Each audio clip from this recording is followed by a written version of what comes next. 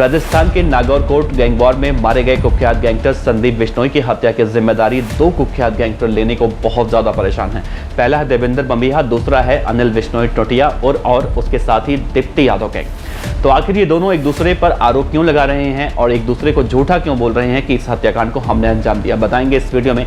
दूसरी बात ये बताएंगे कि आज से 15 साल पहले हरियाणा के हिसार के जाट कॉलेज में ऐसा क्या हुआ था कि उसके 15 सालों के बाद संदीप बिश्नोई को नागौर के कोर्ट में मार दिया गया। तीसरी बात इस वीडियो में आपको ये बताएंगे कि हरियाणा के हिसार के मंगाली गांव में एक दूध बेचने वाले का लड़का आखिर जराइम की दुनिया में कैसे आया और इतना बड़ा गैंगस्टर बन गया। तो इस वीडियो को अंत तक देखिएगा क्योंकि इस वीडियो में आपको पूरी तरह से डिटेल में जानकारी देने वाला हूं। तो सबसे पहले बात करते हैं देवेंद्र बंबिहा और अनिल बिश्नोई टोटिया और दीप्ति यादव गैंग एक दूसरे पर आरोप प्रत्यारोप क्यों लगा रहे हैं।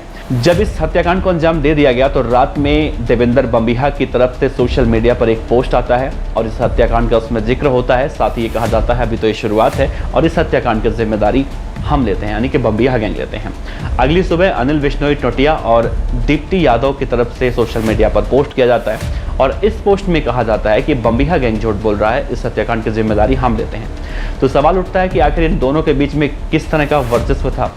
तो दीप्ति यादव के बीच में और संदीप बिश्नोई के बीच में अदावत जो थी वो आज से 15 साल पुरानी थी। आज से 15 साल पहले यानी कि 2007 में हरियाणा के हिसार के जाट कॉलेज में संदीप गोदारा और संदीप बिश्नोई के बीच कुछ कहासुनी हुई थी और ये कहासुनी उस समय बहुत ज़्यादा देखने को मिली और उन दोनों के बीच में कहीं ना कहीं दुश्मनी हो गई, दुश्मनी की शुरुआत हो गई।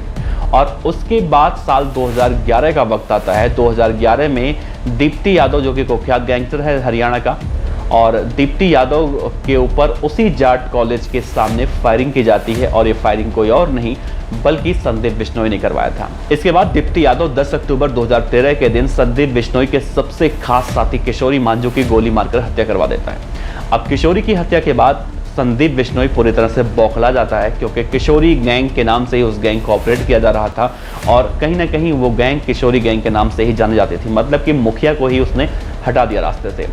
किशोरी की हत्या के बाद अब पूरी तरह से संदीप बिश्नोई बौखला जाता है और वो अपने गैंग के मुखिया की हत्या का बदला लेने के लिए दीप्ति यादव गैंग को खत्म करने के लिए पूरी तरह से जुट जाता है। और आता है साल 2015 का, जब दीप्ति यादव का करीबी संदीप गोदारा अपने गांव आ रहा था तो रास्ते में संदीप बिश्नोई अपने साथियों के साथ उसे रोक लेता है और उसकी हत्या कर देता है। तो संदीप गोदारा की हत्या के बाद दीप्ति यादव पूरी तरह से बौखला जाता है। हालांकि उस वक्त संदीप बिश्नोई की गिरफ्तारी होती है और पुलिस की पूछताछ में संदीप बिश्नोई कहता है कि अगर मैं संदीप गोदारा को नहीं मारता तो संदीप गोदारा मुझे मार देता।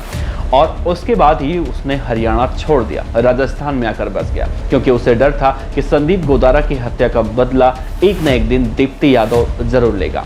लेकिन बदला कहाँ रुकने वाला था, बदला तो आज भी पूरा हुआ। खैर उसके बाद दीप्ति यादव अपने साथी संदीप गोदारा की हत्या का बदला लेने के लिए लगातार रेकी करता है और संदीप बिश्नोई को मारने की योजना बनाता है। 2015 की बात है, करीब 6 महीने गुजरते हैं और साल आता है 2016 और दीप्ति यादव संदीप बिश्नोई को मारने के फिराक में तो रहता ही है, लेकिन उसे संदीप बिश्नोई नहीं मिलता है बल्कि संदीप बिश्नोई का एक साथी था संदीप ढूंढी, वो मिलता है। वो उसके ऊपर मारने की नीयत से उस पर गोलियां मारता है, लेकिन वो गोलियां उसको नहीं लगती बल्कि उस समय रास्ते में एक फिजियोथेरेपिस्ट जा रहा था, वो गोली उसे लग जाती है और इसका बदला तथाकथित रूप से अधूरा रह जाता है। कहा जाता है उसके बाद संदीप बिश्नोई की मुलाकात लॉरेंस बिश्नोई के जरिए ही राजू फौजी से होती है। राजू फौजी के साथ मिलकर संदीप बिश्नोई राजस्थान में अपराध की नई नई इबारतें लिखता है, मतलब कई सारे जुर्मों को अंजाम देता है। खैर 15 साल बाद दीप्ति यादव को मौका मिला और उसने नागौर कोर्ट में संदीप बिश्नोई की हत्या कर दी और हत्या की जिम्मेदारी ले रहा है। तो दीप्ति यादव की जिम्मेदारी लेने के पीछे आप इस कहानी को समझ सकते हैं। और दूसरा है देवेंद्र बंबिहा गैंग जो इसलिए जिम्मेदारी ले रहा है, उसके पीछे 2 वजह हो सकती हैं।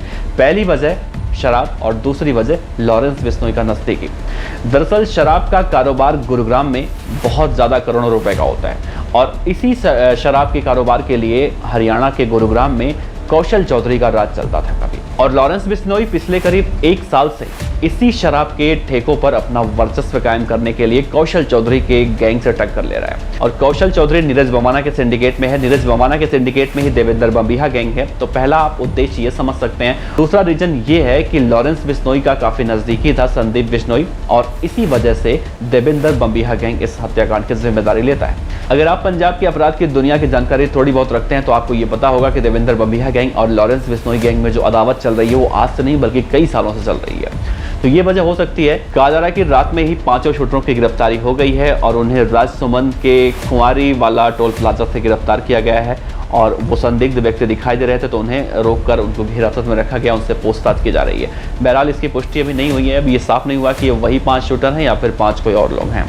तो इस मामले में देखा जाए तो कहीं ना कहीं ये भी कहानी निकल कर सामने आ रही है कि गैंगस्टर संदीप बिश्नोई के पिता पहले दूध बेचने का काम करते थे और आज के मौजूदा वक्त में वो शराबों के ठेके लेते हैं, मतलब शराब में उनका अच्छा खासा कारोबार है। संदीप बिश्नोई का एक भाई है जो राजस्थान में रहता है। तो इसमें ध्यान देने वाली बात यह है कि कभी दूध बेचकर अपने पूरे परिवार का गुजारा करने वाले संदीप बिश्नोई के पिता आज शराब के ठेकों पर अपना कारोबार कर रहे हैं, शराब का बिजनेस कर रहे हैं। तो इसमें कुछ गलत तो नहीं है, खैर हर किसी का बिजनेस आगे बढ़े, कोई भी आगे बढ़ सकता है। इसमें इसलिए सवाल उठ रहा है क्योंकि संदीप बिश्नोई का हथियार और अवैध शराब की तस्करी में कहीं ना कहीं नाम सामने आता है, तो इससे ये सवाल तो उठते दिखाई दे रहे हैं। बहरहाल अब देखना अहम ये होगा कि देवेंद्र बम्बिहा गैंग की तरफ से इस हत्याकांड की जिम्मेदारी जो ली जा रही है, इसके पीछे देवेंद्र बम्बिहा गैंग है या फिर अनिल बिश्नोई टोटिया और दीप्ति गैंग है। बहरहाल पुलिस का भी ये मानना है कि इसके पीछे अनिल बिश्नोई टोटिया और दीप्ति गैंग हो सकते हैं। देवेंद्र बम्बिहा गैंग के लिए अभी पुलिस का कुछ नहीं कहना है।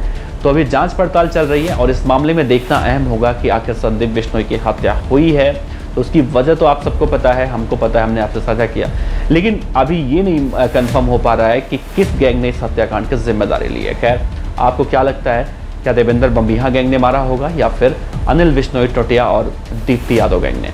अपने जवाब नीचे कमेंट बॉक्स में ज़रूर बताइएगा। साथ ही अगर आपको लगता है कि मैंने कुछ गलत जानकारी दी, वैसे हम पूरी कोशिश करते हैं कि हम किसी तरह की कोई गलत जानकारी ना दें और इसके लिए हम अपने सूत्रों से तमाम रिसर्च करके हम आप तक जानकारियां पहुंचाते हैं। फिर भी अगर कोई गलती हो जाती है तो हम आपसे हाथ जोड़कर क्षमा चाहते हैं और आपसे ये भी अपील करेंगे कि अगर कुछ गलती आपको दिखे तो आप हमें कमेंट बॉक्स में बता सकते हैं, हमारे इंस्टाग्राम पे हमें DM करके बता सकते हैं, हमारे फेसबुक पेज पर जाकर हमें बता सकते हैं। तो इस उम्मीद के साथ अपना ख्याल रखिए, ध्यान रखिए, ऐसे अपराधियों से बचिए। अपराध की दुनिया में अगर आप जा रहे हैं तो भी बचिए, क्योंकि अपराध की दुनिया में जाने का रास्ता क्या होता है, अंजाम क्या होता है, वो तो हम सब देख ही रहे हैं। तो अपना ख्याल रखिए, मिलते हैं अगले वीडियो में। आपका बहुत बहुत शुक्रिया। देखते रहिए BDF न्यूज़। नमस्कार।